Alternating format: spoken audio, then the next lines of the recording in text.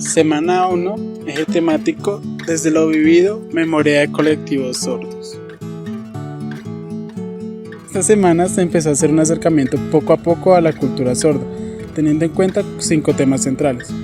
En primer lugar, se empezó a hacer la diferenciación entre sordera y sorditud, confrontando ambos puntos de vista, teniendo el primero un enfoque médico, en el cual se hace énfasis en la discapacidad del sordo, y tomándola como una enfermedad que es necesario curar. Y el segundo, un enfoque en el cual se realzan las capacidades de la persona sorda, su cultura y su naturaleza visual.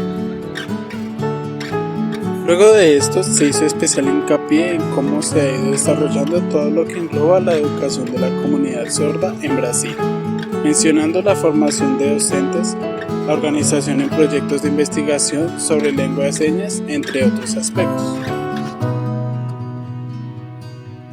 En segundo lugar, se habló sobre la Federación Colombiana Deportiva de Sordos, de su historia y participación en los sordoolímpicos a lo largo de la historia.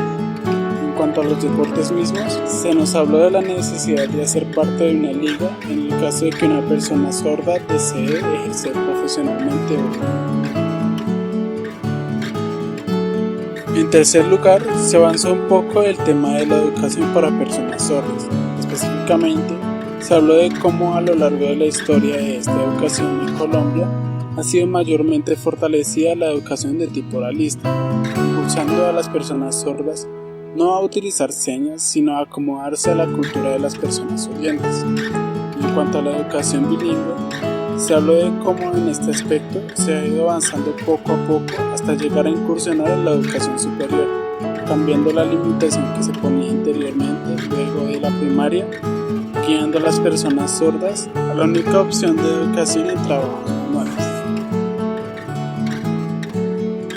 Finalmente, se trató el tema del arte en la comunidad sorda junto a 3 talleristas hipoacúsicas que, en un primer momento, contaron su experiencia tanto en el sistema educativo como en la sociedad en general, y en un segundo momento enseñaron tanto a sordos como a oyentes diferentes técnicas de estampados.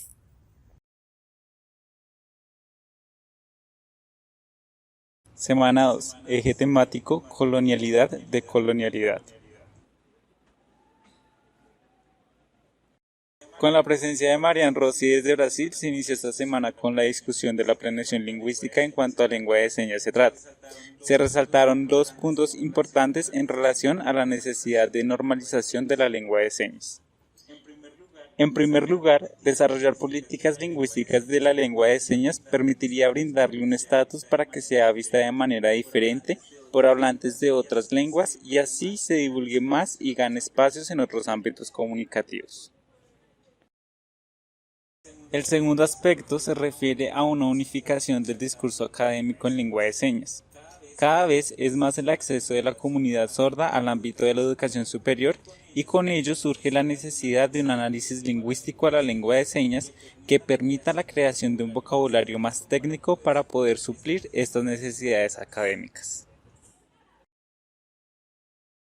Patty Jones presenta su trabajo investigativo, Debates, Experiencias y Tiempo para Decidir, que lo define como una coinvestigación ya que no se trata de la investigación a la niñez, sino con la niñez.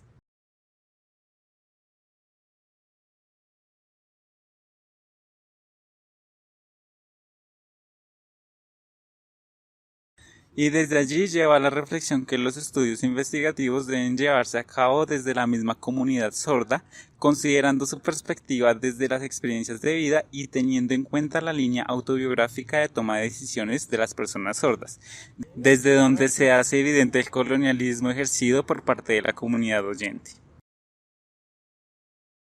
Habiendo hablado de esas actitudes de dominancia, era hora de hablar de decolonialidad.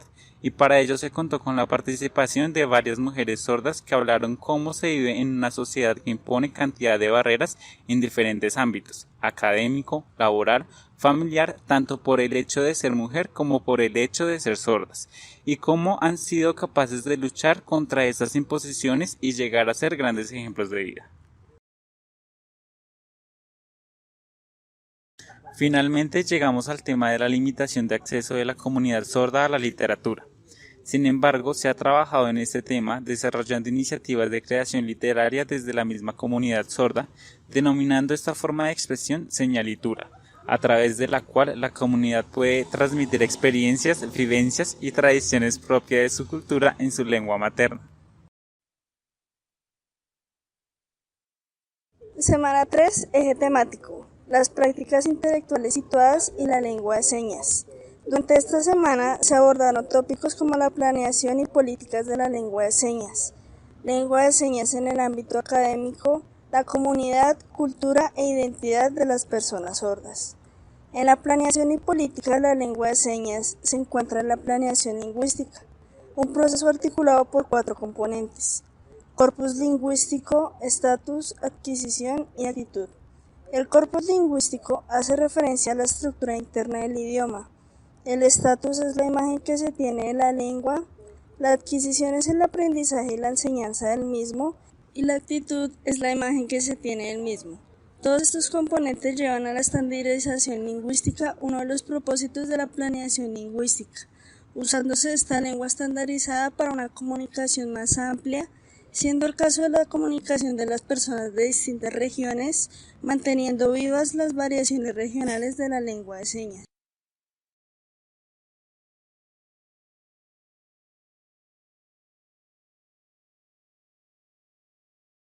Por otro lado, en la lengua de señas desde el punto de vista académico se plantea la pregunta: ¿es necesario un discurso específico en el ámbito académico de la lengua de señas?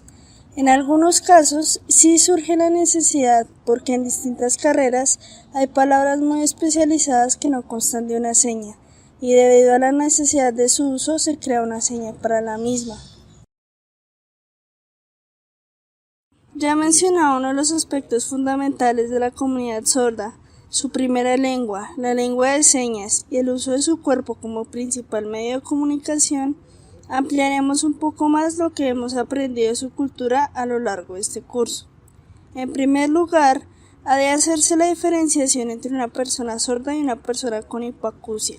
Generalmente, estas últimas prefieren oralizar y hacer uso de los aparatos electrónicos, en cambio, las personas sordas prefieren la lengua de señas.